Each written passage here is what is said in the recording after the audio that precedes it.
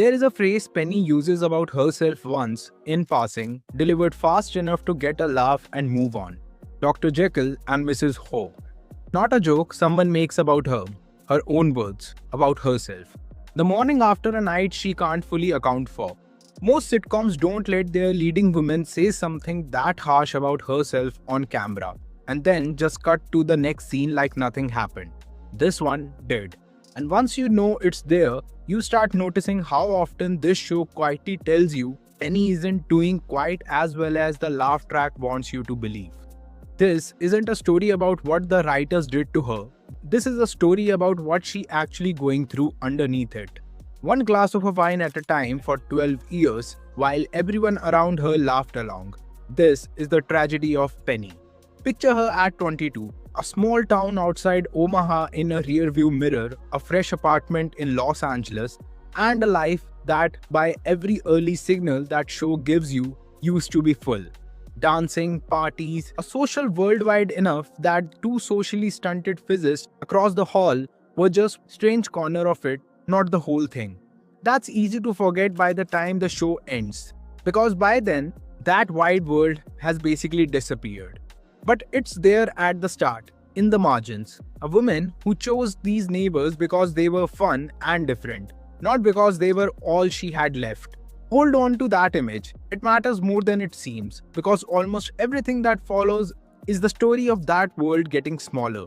Here is a read on Penny that's darker than almost anything the show says about her directly, and it comes from an unusually specific piece of fan analysis that stuck with people for years. Watch closely, and her friend group doesn't just form, it contracts. The wide social circle she arrives with slowly narrows down to 4 men she has almost nothing in common with on paper.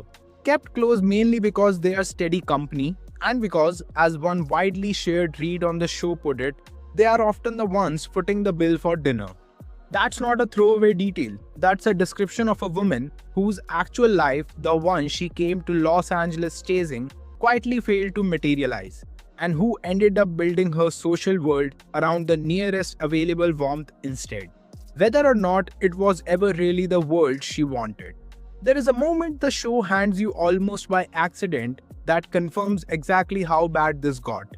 Sheldon introduces her to an online role-playing game, and Penny doesn't just enjoy it, she disappears into it, ignoring her friends, her hygiene, her job, pestering Sheldon for advice at all hours, fully consumed.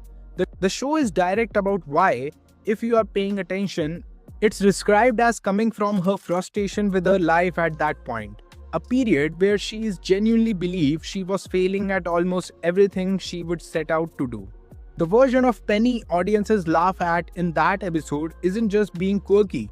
She is a 20-something who found a video game that would let her stop being herself for a while and took it. That's not a punchline, that's escapism, played for laughs, because the alternative would have been sitting with how sad it actually is. Now here is the part that runs underneath almost every single episode of this show, so constant that it stops registering as information at all. Penny drinks a lot, far more than anyone else in her friend group, in nearly every scene where a drink is even an option. Early on, it reads as fun, dancing with Leonard over tequila fun, the kind of drinking a bubbly 22-year-old does at parties. But watch the pattern shift as the seasons pass. The drinking stops happening mostly at parties and starts happening mostly at home, alone, or curled up with Bernadette and Amy, a glass in hand for relationship stress, work frustration, or just the general exhaustion of being the only non-genius in a room full of them. Multiple sources tracking the show closely note the exact same shift. Less celebration, more coping. There is an episode where Penny reaches for wine, can't find a clean glass and pours it into a measuring cup instead, and jokes that wine glasses should really come with handles. Amy's response isn't concern, it's approval, calling it smart that Penny's finally keeping track of her intake. Obviously played for laugh. But sit with that for a second. Though a person measuring exactly how much they are drinking is not usually a person without a reason to measure it. And then there is a morning after.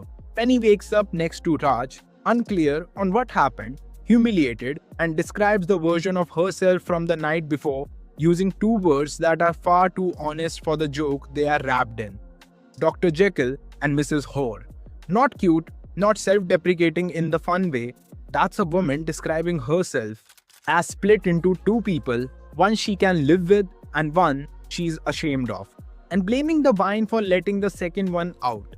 The show never slows down long enough to ask why a person never needs a version of herself she can blame things on. It just gets the laugh and move to the next scene, the same way it always does.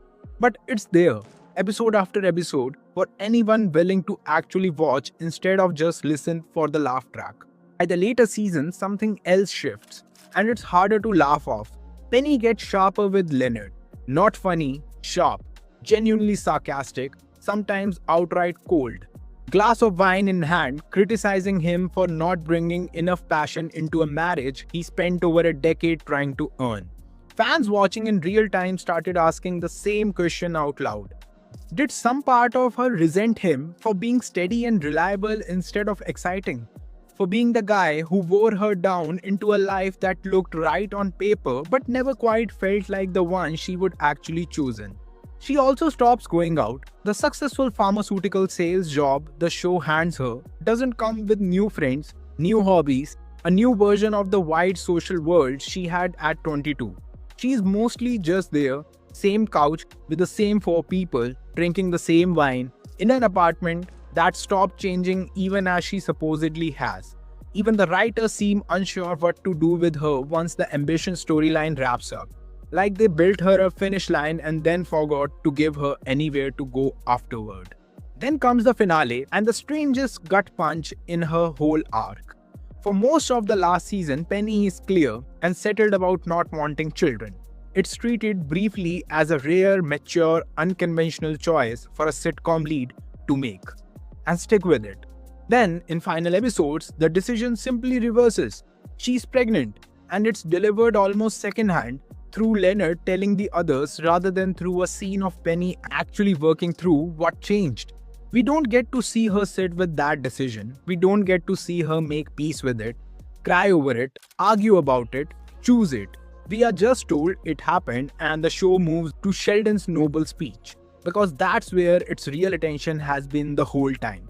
12 years of watching this woman quietly cope, quietly shrink, quietly measure by her own drinking, and her ending arrives as a piece of news relayed by someone else off-screen about a decision we never once got to watch her actually make. So here is the real shape of this one, and it's quite a tragedy than most, which is exactly why it's easy to miss. Nobody dies, nobody gets betrayed in some big dramatic final twist. Penny's tragedy is smaller than that, and far more common. A bright, hopeful 22-year-old slowly trading the wide, uncertain life she came to Los Angeles chasing for a narrower, safer one she never quite finishes choosing on screen. A woman who copes the way a lot of real people cope, with a glass of wine and a joke sharp enough to make sure nobody asks if she's actually okay. Maybe that's exactly why she became the character so many people held on to for over a decade. Not because her life turned into some fairy tale by the finale, because underneath the wine jokes and the laugh track, something in her story felt uncomfortably real. The sense of a life that quietly got smaller while everyone around her insisted it was getting better. She never got a dramatic ending, she just got by. One glass at a time, same as plenty of us do. If you want the next one in this series, Sheldon's tragedy is coming. And given everything happening with this franchise right now, the timing genuinely could not line up better. Thank you for watching.